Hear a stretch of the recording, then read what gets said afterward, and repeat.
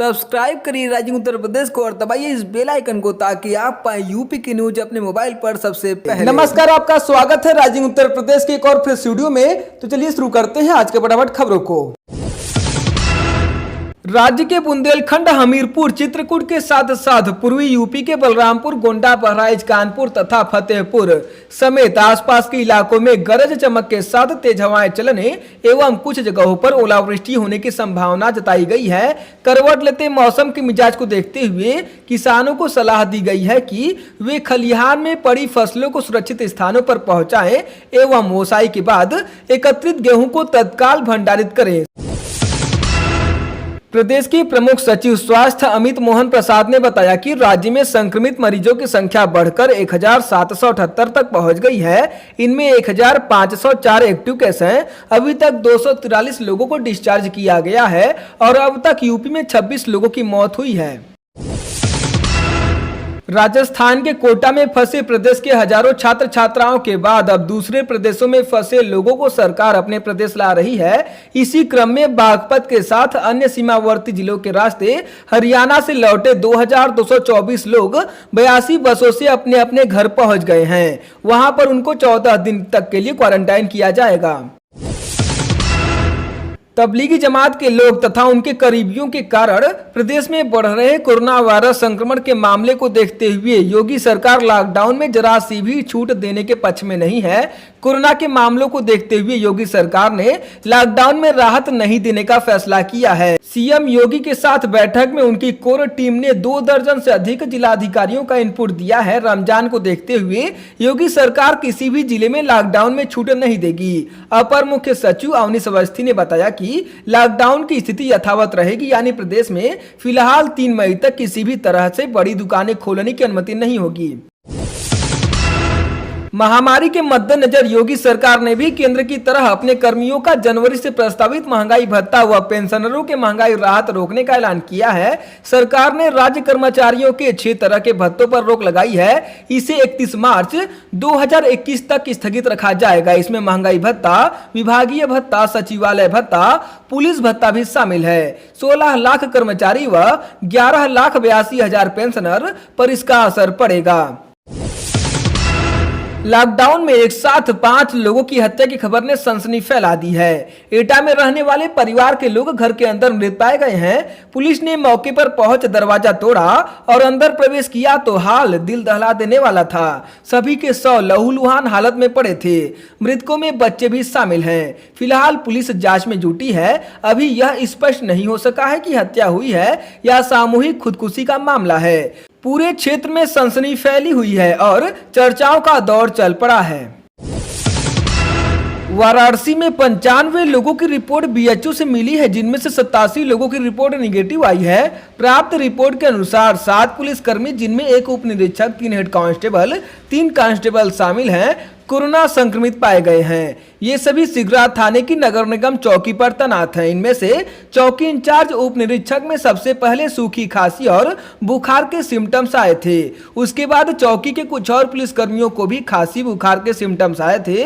ये सभी एक साथ चौकी के ही बैरक में रहते थे। 2 दिन पहले इन्हें वहां से अलग कर दशाश्वमेध क्षेत्र के गेस्ट हाउस में क्वारंटाइन करा दिया गया था और इनकी सैंपलिंग कराई गई थी। आई रिपोर्ट में 14 में से 7 लोग पॉजिटिव पाए गए। इन सबकी कॉन्टैक्ट ट्रेसिंग कराई जाएगी और साथ ही चौकी के आसपास के क्षेत्रों में स्क्रीनिंग और सैंपलिंग कराई जाएगी।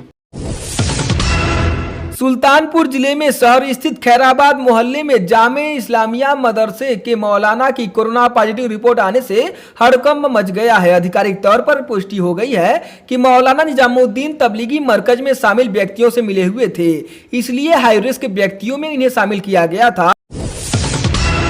संत कबीरनगर जिले में 19 और नए पॉजिटिव केस मिले हैं, जिसके बाद अधिकारियों में बेचैनी बढ़ गई है। रात आई रिपोर्ट में मिले जिले के 19 और लोग कोरोना पॉजिटिव पाए गए हैं। इनमें 18 लोग मगहर और एक व्यक्ति बखीरा इलाके के तिलाठी गांव का है। अब तक जिले में कुल 21 लोग कोरोना संक्रमित पाए जा चुके हैं।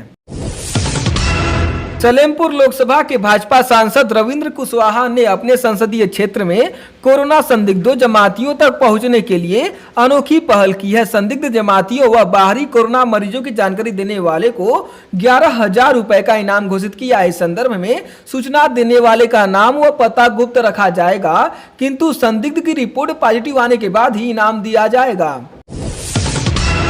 योगी सरकार ने सरकारी कर्मचारियों के भत्तों को मार्च 2021 तक रोक लगा दिया है। इसको लेकर कांग्रेस की राष्ट्रीय महासचिव प्रियंका गांधी वाड्रा ने कहा कि सरकारी कर्मचारियों का डीए किस तर्क से काटा जा रहा है, जबकि इस दौर में उन पर काम का दबाव कई गुना हो गया है। दिन रात सेवा कर रहे स्वास्थ्य कर्मियों और पुलिस कर्मियों का भी डीए कटने का क्या औचित्य है।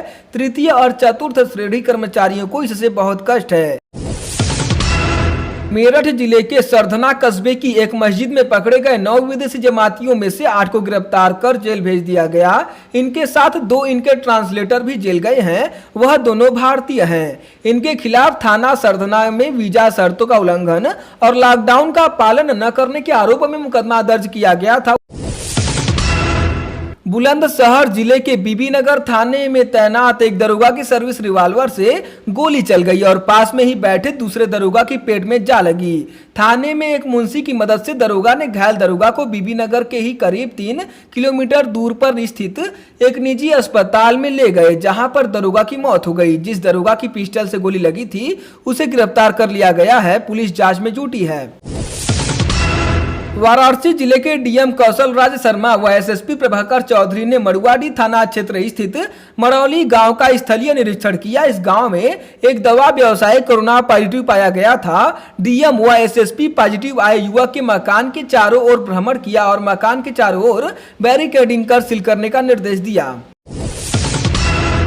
लॉकडाउन के दौरान मिलावटी शराब बेच रहे 5 लोगों को जनपद गौतम बुद्ध नगर पुलिस ने गिरफ्तार किया है। पुलिस आयुक्त के मीडिया प्रभारी अभिनेंद्र ने बताया कि थाना सेक्टर 49 पुलिस ने एक सूचना के आधार पर कार्रवाई करते हुए बरौला गांव के राकेश कुमार तथा विजय नामक 2 शराब तस्करों को गिरफ्तार किया है। उन्होंने बताया कि दोनों के पास से 4 लीटर मिलावटी शराब, 48 पौवे देसी शराब और 200 ग्राम यूरिया बरामद हुआ है।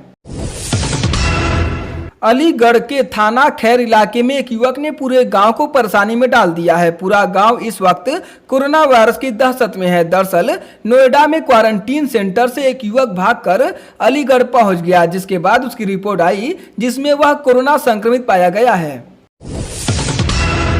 लॉकडाउन में लोग अपने घर पहुंचने के लिए तरह तरह की जुगत लगा रहे हैं। ऐसे ही एक दिलचस्प मामले में एक व्यक्ति तरबूज और प्याज का व्यापारी बनकर मुंबई से ट्रक में प्रयागराज पहुंचा। मुजफ्फरपुर जनपद में खतौली से भाजपा विधायक विक्रम सैनी ने कहा कि वैश्विक कोरोना महामारी से लड़ने के लिए प्रशासन दिन रात भागदौड़ करने में लगा है। उन्होंने अपने गांव कवाल में मस्जिद में ठहरे दिल्ली के 2 जमातियों के कोरोना संक्रमित मिलने पर कहा कि ये जमाती अपने आप को छुपाकर बहुत बड़ी गलती कर रहे हैं, ये रोग फैला रहे हैं। विधायक ने ग्रामीणों को हर संभव मदद देने और कोरोना महामारी से बचने के लिए अपने घरों के अंदर ही रहने की अपील की है।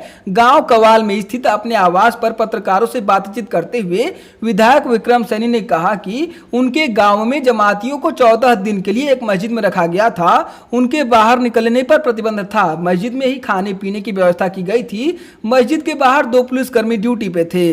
फिलहाल गांव में सामान्य स्थिति है। गांव में डर तो है ही, लेकिन सावधानियां और ज्यादा बरती जाएंगी। ग्राम प्रधान द्वारा भी कई बार गली व मोहल्लों में दवाइयों का छिड़काव कराया जा चुका है। न्यू आगरा में सब्जी बेचने वाले 2 भाई कोरोना संक्रमित मिले हैं। ये सिकंदरा मंडी से सब्जी लाकर बेचते थे। 21 अप्रैल को तबीयत बिगड़ने और कोरोना के लक्षण महसूस होने पर खुद ही एसएन मेडिकल कॉलेज सैंपल देने गए थे। आई रिपोर्ट में यह पॉजिटिव पाए गए हैं। स्वास्थ्य विभाग की टीम ने इनके परिजनों और संपर्क में रह रहे लोगों की सूची बनाई है। सबको क्वारंटाइन में रखा जाएगा। जिलाधिकारी प्रभु एम सिंह ने बताया कि 16 नए मरीज मिले हैं। लॉकडाउन के चलते ग्रेटर नोएडा में फंसा है दिल्ली में रहने वाला एक परिवार। आपको बता दें कि दरअसल एक परिवार के 13 लोग लॉकडाउन से पहले शादी समारोह में ग्रेटर नोएडा आए और वहीं फंस गए। रात में ये सभी एक कार से चुपचाप दिल्ली के लिए निकल पड़े, लेकिन 100 किलोमीटर आगे पुलिस ने इनको पकड़ लिया और वापस वहीं भेज दिया जहां से यह दिल्ली के लिए निकले थे। इलाहाबाद हाईकोर्ट प्रशासन ने कोरोना महामारी एवं देशव्यापी लॉकडाउन को देखते हुए प्रदेश के जिला न्यायालयों, कमर्शियल कोर्टों एवं अपने क्षेत्राधिकार वाले अधिकरणों को बंद करने का आदेश 3 मई तक बढ़ा दिया है। शामली जिले के जलालाबाद कस्बे में लॉकडाउन के मानदंडों का उल्लंघन कर पंचायत बुलाई गई। विवाह से जुड़े किसी विवाद को सुलझाने के लिए बुलाई गई इस सामुदायिक पंचायत में जमा होने वाले 28 लोगों को गिरफ्तार कर लिया गया है।